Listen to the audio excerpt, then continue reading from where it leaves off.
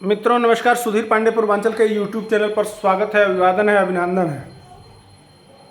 शिक्षा विभाग बीपीएससी परीक्षा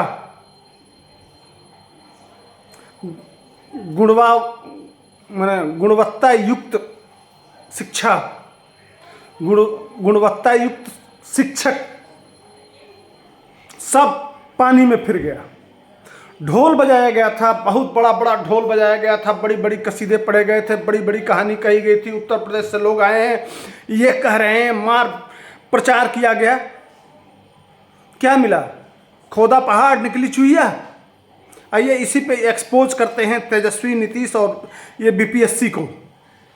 यही मेरा मुख्य मुद्दा था कि किस तरह से धोखा हुआ है, किस तरह से घोटाले हुए हैं, किस तरह से ये शिक्षक पद बेचा गया है। इसके सबूत आए हैं, इसी सबूत को लेके आज इनको एक्सपोज करेंगे। आइए वीडियो को लाइक से थोड़ा लाइक बढ़ा दीजिए, इनकी बजाते रहिए। अब ये बताइए कि मैं पिछले वीडियो में बताया था कि किस तरह से जो नियोजित शिक्षक थे वो 30-40% पास हो गए हैं, जो पहले से ही शिक्षक थे। तो नौकरी कहाँ मिली? अब आते हैं दूसरी बात पे।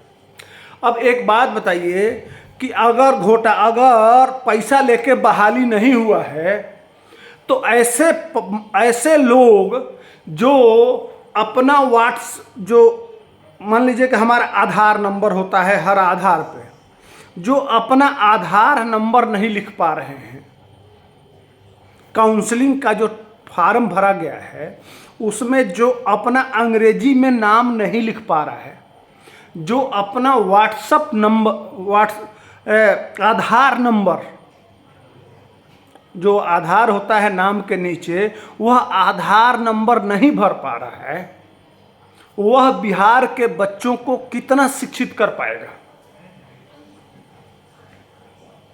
और इस तरह से ऐसा नहीं है कि एक दो कहीं मिस्टेक से गलती से हो जाए तो मान लीजिए कि कल्पना करिए कि कोई लिख रहा हो सकता है भूल जाए, एक आध अंक हो सकता है ऐसा। अगर ऐसा हजारों हजार लड़के अगर यह गलती कर रहे हैं और उनको वो बिहार सरकार का जो जिस विभाग से अधिकारी चुने जाते हैं बिहार चलाने के लिए, बड़े बड़े पद, सारा जो माने सबसे बड़ा परीक्षा होता है, सबसे बड़ा विभाग है बीपीएससी। जिस तरह से यूपीएससी होता है, भारत सरकार के आईएएस चयनित होते हैं, उसी तरह से बिहार सरकार की सबसे बड़ी एजेंसी है। उसने परीक्षा लिया, परीक्षा बहुत ढोल पीटा गया। उस परीक्षा से ऐसे शिक्षक निकले हैं जो अपना नाम नहीं लिख पा रहे हैं, जो 10 अंक का आधार का नंबर है नहीं लिख पा रहे हैं, और उनका रिजल्ट आनन फानन में जल्दी में घोषित कर दिया गया। क्या मजबूरी थी? क्या कारण रहा होगा? उसके बाद से वह माल लेने के बाद एक नेताजी जापान चले जाते हैं। क्या कहता है? अब जब सारा भंडा, और यह मैं नहीं कह रहा हूं कि मैं अपने तरफ से बना दिया पत्रकार होने के नाते, यह तमाम चैनलों पे हर जगह लिखा हुआ है, जाके आप चेक कर सकते हैं कि वो अपना आधार नंबर और अपना नाम अंग्रेजी में नहीं लिख पा रहे हैं। इसका मतलब क्या है? घोटाला। इसका मतलब बीपीएससी से लेके ये आनन फानन में जल्दी कहीं हाई कोर्ट ना चला जाए मामला, कहीं सुप्रीम कोर्ट ना चला जाए, कहीं जांच ना हो जाए, कहीं सीबीआई और ईडी पीछे न पड़ जाए। दाल में काला लगा ना।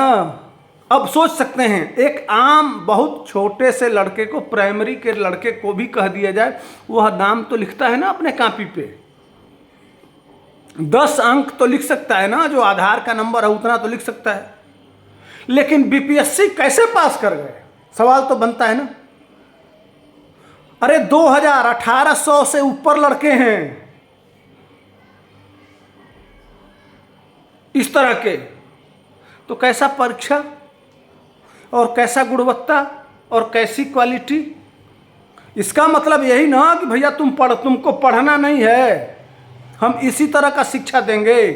हाँ, ढोल बजाएंगे, कि देखो इतना वैकेंसी निकल गया, इतनी नौकरी निकल गया, मार मीडिया में निकलेगा, रोज हम यही चर्चा करेंगे। बस यह उद्देश्य था, इतना आनंद फानंद में। नहीं तो और क्या हो सकता है, क्या कारण हो सकता है? महा घोटाला है, सबसे बड़ा घोटाला यह है। एक तो सब दूसरी बात, यह जो देख रहे हैं संख्या कि इतने सारे बच्चे पास हो गए, तो उतने बच्चे पास नहीं हुए हैं। जो जिस समय फॉर्मेट निकला था कि किस तरह से आपकी भर्ती चयन प्रक्रिया होगी, उस तरह से यह था कि प्राइमरी में जिसका नाम आ जाएगा वो उच्चतर में नहीं जाएगा, उच्चतर में जिसका नाम आ जाएगा वो माध्यमिक में नहीं जाएगा। लेकिन तमाम ऐसे बच्चे हैं जो प्राइमरी में भी पास हो गए हैं, मिडिल में भी पास हो गए हैं, और मैट्रिक में भी पास हो गए हैं, आईए में भी पास हो गए हैं। एक ही नाम चारों जगह आ गया और उन सबको गिन दिया गया और दिखा दिया गया 1,20,000। एक आदमी चारों फॉर्मेट में पास हो गया और गिन लिया गया कि इतना लंबा, देखो ढोल बजाओ, नाचो गाओ। उसके बाद से उनको काउंसलिंग में बुला लिया गया। अब काउंसलिंग का घोटाला भी सुन लीजिए। नवरात्रि चल रहा है, नवरात्रि में जानते हैं बाहर सारे होटल वाले हाथ खड़ा कर दिए विभिन्न जिलों में। उनको भोजन की व्यवस्था थी। भोजन में यह हुआ कि नवरात्रि चल रहा है, आनंद फानंद में उनकी काउंसलिंग करना है, और उसमें जो उनको भोजन कराने का सरकार का व्यवस्था था, उसमें वो माने चिकन, मटन, अंडा खिलाएंगे। इसके चलते हंगामा हुआ बहुत। आप समझिए किस तरह की व्यवस्था है और कहाँ ले जाना चाहते हैं। दुनिया का सबसे देश पूरा पर्व मना रहा है और एक तरफ यह नॉनवेज खिलाएंगे, नॉनवेज का मेनू दे रहे हैं उनको काउंसलिंग में। आओ तुमको देखो किस तरह से क्या हम व्यवस्था कर रहे हैं। यह एक एजेंडा के तहत हो रहा है। ये प्रश्न है, सवाल है सारे। उसके बाद से इसमें इतना झोल है, इतना झोल है जितना हल्दीराम के भुजिया में झोल नहीं है, उतना मिक्सअप है घोटाले का। झोल ही झोल है, करप्शन ही करप्शन है, भ्रष्टाचार ही भ्रष्टाचार है, दुराचार ही दुराचार है, पापाचार ही पापाचार है। क्या क्यों कह रहा हूं इसमें? अब पहले तो मैं इसमें 50% महिलाएं हैं। अब महिलाओं को कर दिया गया है दूसरे जिला में, तो तीसरे जिला में, तो चौथे जिला में, तो कहीं और। अब बताइए कि कोई बीपीएससी पास करके कोई उसको अफसर तो बन नहीं रही है। गांव में कहाँ जाएगी वो महिला, किसके घर आवास पे रहेगी, क्या उसकी व्यवस्था होगी? इसके चलते वो अपने घर थी नियोजित शिक्षक के रूप में, तो अपने घर से रह के वो पढ़ा लेती थी। ठीक है कि बीपीएससी पास कर ली, बीपीएससी पास कर ली तो उसको वहीं कर देते। कोई ना नियम है, ना नियमावली है। नीतीश कुमार इतना पढ़े लिखे हैं, कहते हैं कि हम इंजीनियर हैं। नीतीश कुमार का इसमें न चल रहा है, न उनके अधिकारियों का। यह टोटल लालू यादव और उनके परिवार की बनाई हुई रणनीति है कि बिहार के बच्चों को पढ़ने नहीं देना है और इस तरह के शिक्षक नियुक्त कर देना है कि उनकी जिंदगी बर्बाद हो जाए। आपको बर्बाद करने के लिए बहाना है। बिहार की शिक्षा में अपने बच्चे को तो पढ़ाएंगे दिल्ली डीपीएससी स्कूल में, और इनके बीपीएससी के जो अध्यक्ष हैं उनके बच्चे विदेश पढ़ेंगे, और जो गरीब के बच्चे हैं वो इसी तरह से बस। अब जो नाम नहीं लिख पाएगा अपना वो दूसरे बच्चे को क्या दिखाएगा कि वो नाम लिख पाएगा? आज यही होता तो मनीष कश्यप इनकी इसीलिए उसको जेल में डाला गया है। इनकी कलई खोल देता, पुंगी बजा देता। और जो हम जैसे पत्रकार कुछ कह भी रहे हैं, जो ग्राउंड रिपोर्टिंग इस पर नहीं हो पा रही है, सख्त हिदायत है कि इन सब चीज़ों को लेके आपको एक्सपोज नहीं करना है, आपको बोलना नहीं है, नहीं तो आपके ऊपर मुकदमा हो जाएगा। ये चल रहा है। एक भाई साहब हैं जो 9वीं फेल, वो अपना निकल लिए विदेश। भैया अगर इस तरह के शिक्षक आए हैं इसका मतलब पैसा लेके नियुक्ति हुई है। अब आप समझिए, सिर्फ चारा चोरी नहीं है, सिर्फ जमीन के बदले नौकरी वाला मामला नहीं है, सिर्फ रेलवे का होटल बेचना ही नहीं है।